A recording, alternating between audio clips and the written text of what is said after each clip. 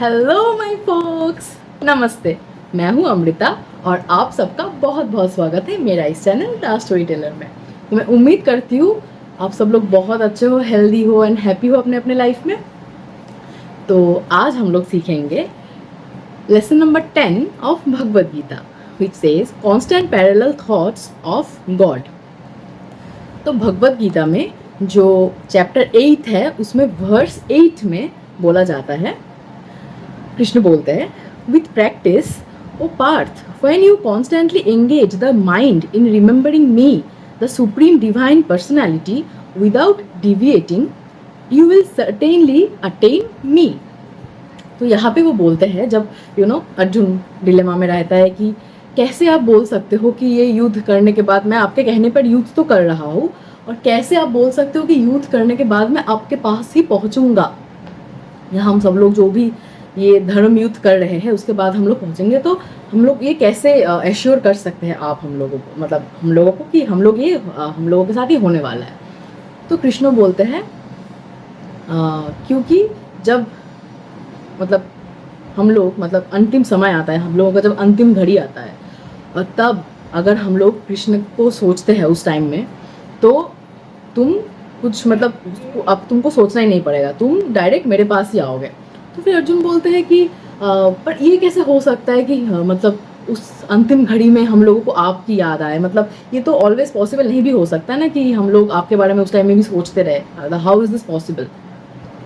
तो कृष्ण बोलते हैं कि क्योंकि इसीलिए तो प्रैक्टिस करना होता है ना, कि तुम हमेशा जब मेरे बारे में सोचोगे, मतलब ऑब्वियसली अगर तुम सोचोगे कि अंतिम घड़ी में जाके मैं बस सोचूंगी तो बस हो जाएगा, वैसे तो नहीं होने वाला है। तो अगर तुम जब ये पहले से प्रैक्टिस करोगे, मतलब जब तुमको एक बार रियलाइज हो गया कि मैं ही हूँ सब कुछ, कृष्ण बोलता है, तो अगर तुमको ये महसूस हो गया, ये एहसास हो गया इस चीज़ का, तो उसके बाद तो तुम जान गए ना, तो तुम मेरे बारे में सोचते रहोगे हमेशा, कुछ भी करोगे मेरे बारे में सोचोगे। तो फिर हमेशा मतलब जब मतलब हम लोग कुछ करते हैं ना, जैसे कि सपोज कोई भी काम कर रहे हैं और होता ना, हम लोग उस काम को कृष्ण पे अर्पित कर देते हैं कि अब इसका जो फल होगा अब आप देख लेना, क्योंकि वो बोलते हैं ना भगवद गीता में कि कोई भी काम करो तो वो सोच के नहीं करो कि क्या उसका फ्रूट होगा, क्या मिलेगा मुझे उसका रिजल्ट, नहीं, कभी नहीं।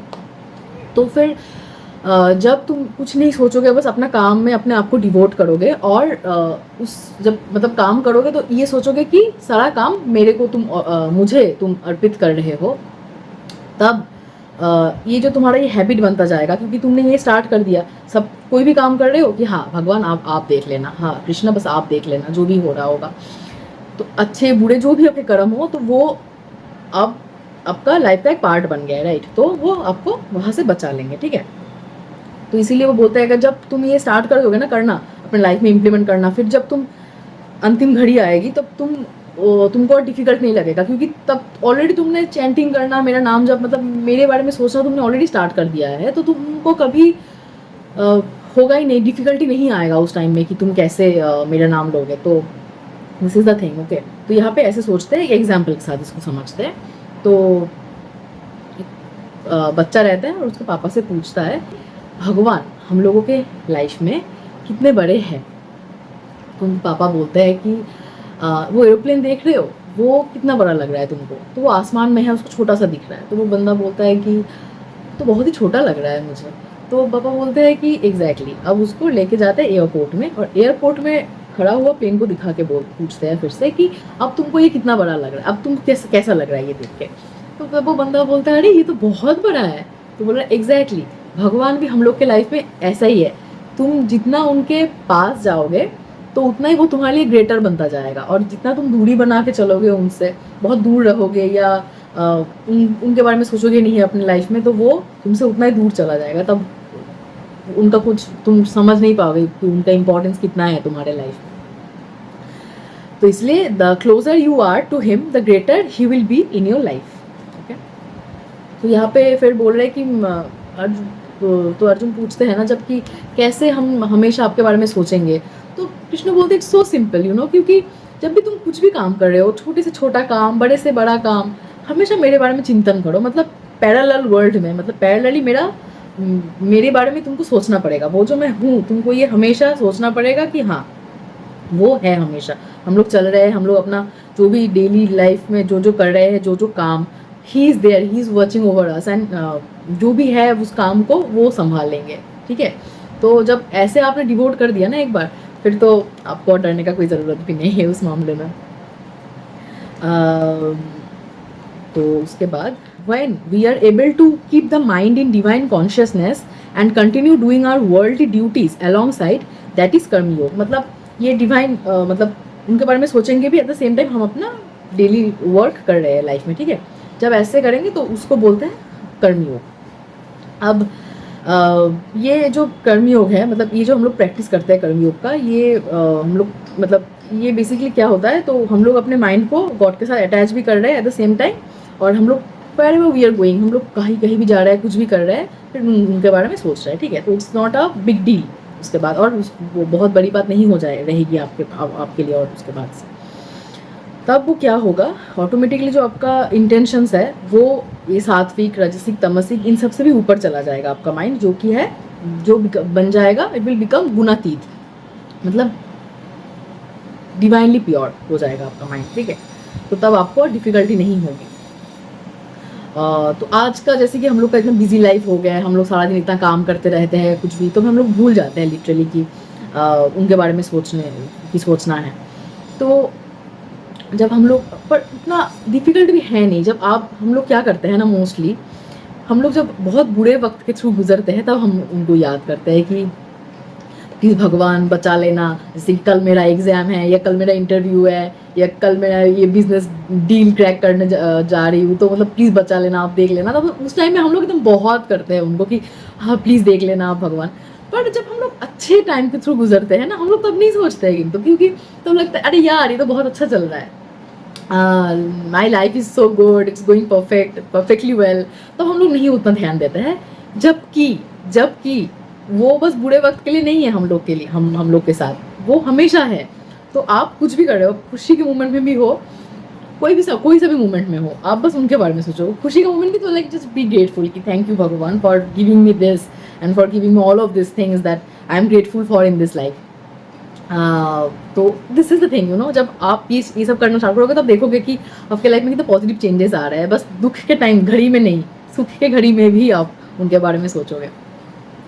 तो दैट इज़ अ थिंग। अब यहाँ पे एक स्टोरी शेयर करती हूँ मैं। तो बहुत पहले एक पंडित हुआ करते थे, ठीक है। अब वो पूजा करते हैं, और जो उनको मिलता है डोनेशन, तो वो उसको जमा करके उनको वो 5,000 रुपये होता है, और वो एक मनी लेंडर के पास जमा करके आता है, ठीक है। और वो बोलते हैं मैं कुछ साल बाद उसको लेने आऊँगा, ओके।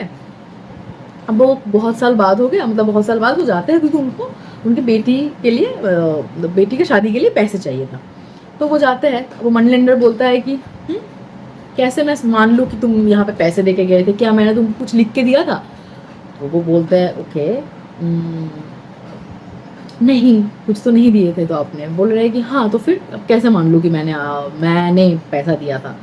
तो वो बहुत निराश हो जाता है, और फिर वो सोचता है कि अब मैं क्या करूँ। तो यू नो पंडित जी है, तो वो हमेशा पूजा करते थे मंदिर में कृष्ण का, तो बहुत ही डिवोटी थे। और फिर वो सोचते हैं कि राजा के पास जाना चाहिए मुझे कंप्लेन लेके। तो राजा के पास जाके सब कुछ अच्छे से बोलते हैं। राजा बोलते हैं कल हम लोग उस एरिया से जहाँ पे मतलब वो बोलता है कहाँ कौन से लोकेशन में है वो मनी लेंडर का घर। तो वो बोलते हैं हम लोग वहाँ से कल जाएंगे प्रोसेशन लेके, तो तुम वहाँ पे रेडी रहना, उसके घर के सामने, मतलब उसका दुकान या घर जहाँ जो भी हो उसके लेंडर के घर के सामने रहना, तो मैं समझ जाऊँगा। तो वो लोग निकलते हैं नेक्स्ट दिन प्रोसेशन लेके। अब जा रहे और फिर जाते जाते उनको दिखा वो पंडित जी जो कि वहाँ पे खड़े थे, ओके।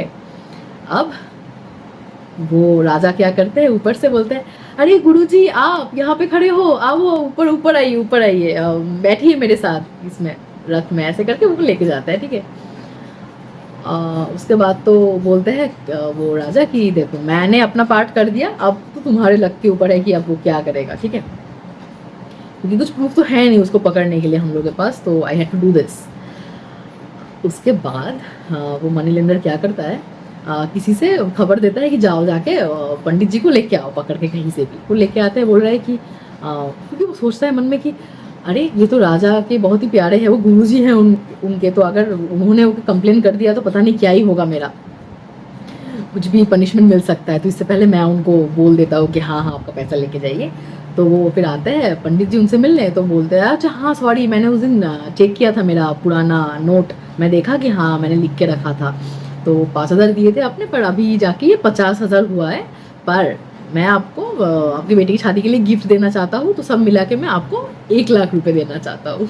पंडित जी बहुत खुश हो गए, क्योंकि मतलब जब वो इस दुविधा से गुजर रहे थे ना, एट द सेम टाइम वो अपने मन में वो सोच रहे थे कि कृष्ण उनको बचा लेंगे, एंड ही सेव्ड हिम।